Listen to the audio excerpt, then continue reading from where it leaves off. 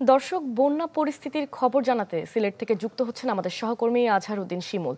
শিমুল,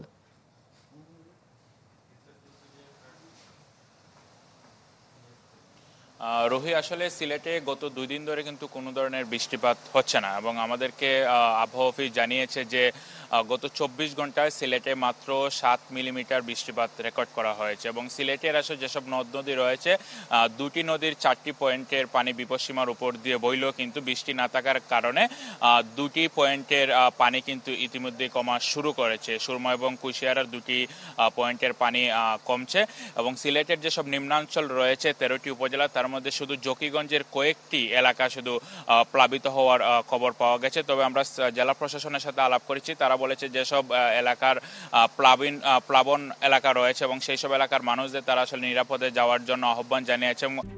RICL TMX, যুগের পর যুগ স্থাপনা থাকে মজবুত।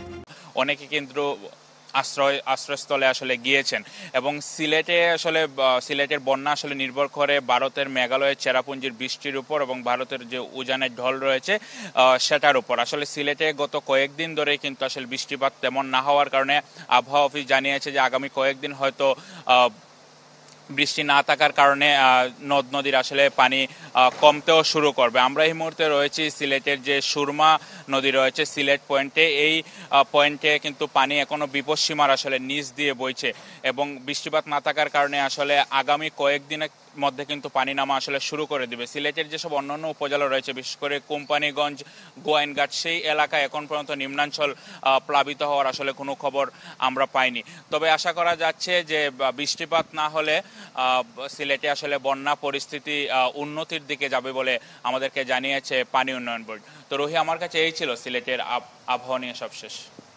শিমুল, আপনাকে ধন্যবাদ। দর্শক, সিলেট থেকে বন্যা পরিস্থিতির খবর জানাচ্ছিলেন আমাদের সহকর্মী।